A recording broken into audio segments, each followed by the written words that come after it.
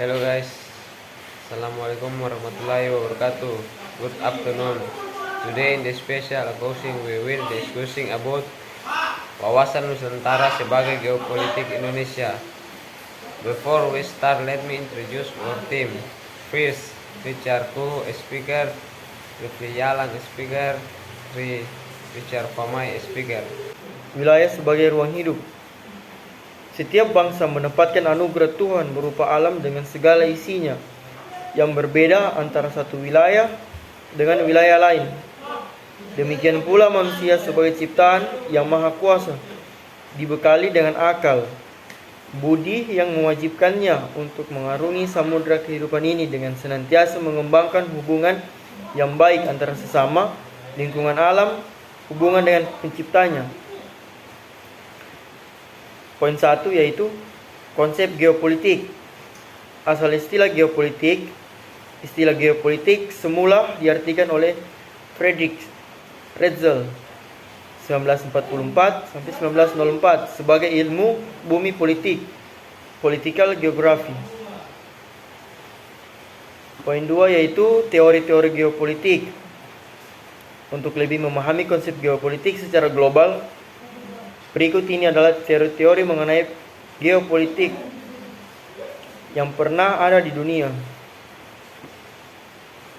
A. Teori geopolitik Friedrich Hetzel 1944 sampai 1904 berpendapat bahwa negara itu seperti organisme yang hidup. Poin B, teori geopolitik Rudolf Kittel 1964-1922 melanjutkan ajaran Hetzel tentang teori organisme. Poin C yaitu teori geopolitik Kurs-Haushofer 1896 sampai 1946 melanjutkan pendapat Hetzel dan Kittel, terutama pandangan tentang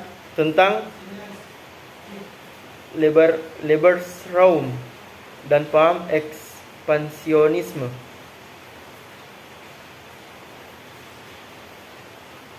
Wawasan Nusantara, penerapan geopolitik Indonesia. Poin 1, pengertian wawasan Nusantara. Istilah wawasan berasal dari kata wawas yang berarti pandangan, tinjauan, atau penglihatan indrawi. Akar ka, ata, ini membentuk kata mawas yang berarti memandang, meninjau, atau melihat, atau cara melihat.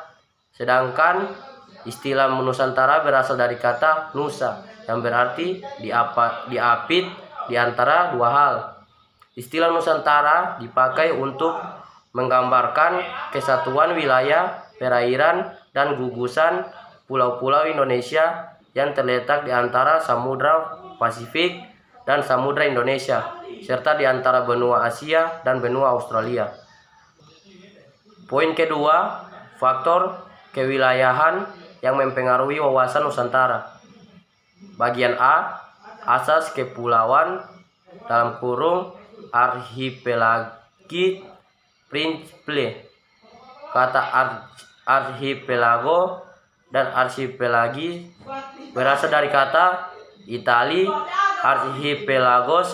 Akar katanya adalah archi yang berarti terpenting, terutama, dan pelagos berarti laut atau wilayah lautan. Jadi archipelago berarti lautan terpenting. Istilah archipelago adalah wilayah lautan dengan pulau-pulau di dalamnya. Poin ketiga, wilayah Indonesia.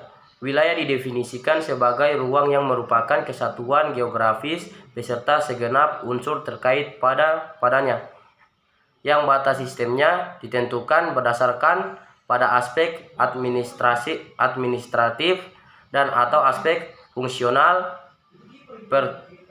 Peraturan Pemerintahan Nomor 10 Tahun 2000 tentang tingkat ketelitian peta untuk penataan ruang wilayah Presiden Republik Indonesia. Baik, materi selanjutnya yaitu penerapan wawasan Nusantara dan tantangan implementasinya. Yang pertama, penerapan wawasan Nusantara.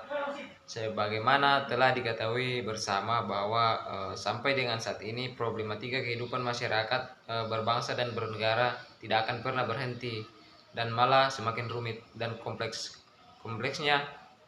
Tantangan ini juga didorong oleh penerapan globalisasi yang syaratnya dengan nilai-nilai yang kadang bertentangan dengan kepribadian dan jati diri bangsa.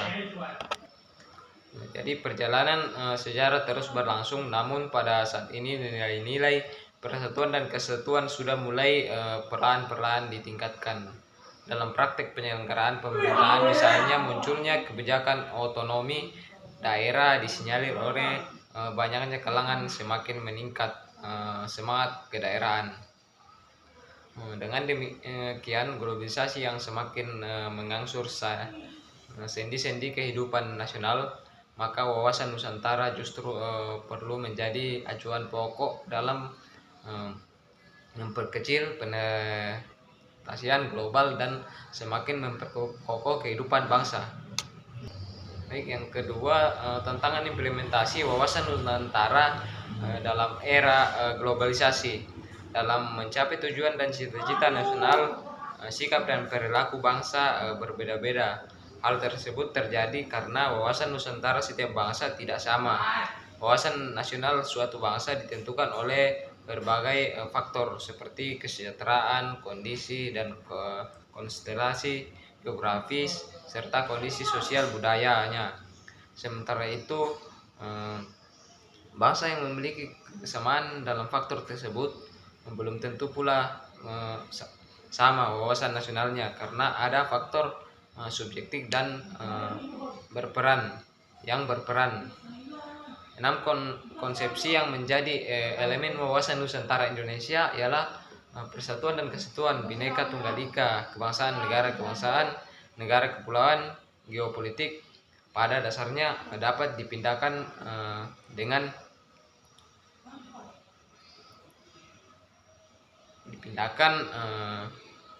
dan dua dimensi pemikiran, yaitu dimensi kewilayahan dan segenap isi di dalamnya atau yang disebut realita, dan dimensi kehidupan masyarakat berbangsa dan bernegara atau yang disebut sebagai fenomena kehidupan. Kesimpulan dari wawasan nasional sebagai geopolitik Indonesia, wawasan Nusantara adalah pandangan untuk menjadi bangsa yang satu dan utuh dalam suatu kesatuan Republik Indonesia. Untuk mencapai tujuan nasional, maka diperlukan suatu paham geopolitik dan dikembangkan menjadi wawasan Nusantara dan diwujudkan sebagai suatu kesatuan politik, ekonomi, sosial, budaya, pertahanan, keamanan. Kesatuan wawasan Nusantara ini dilakukan dengan cara diselesaikan dalam penyelenggaraan pemerintahan. Dapat dikatakan wawasan Nusantara yang terpapar dari Sumatera hingga Papua harus memiliki wawasan nasional sebagai geopolitik. Terima kasih. Thanks a lot to Mr. Aidinal as a lecturer in this subject.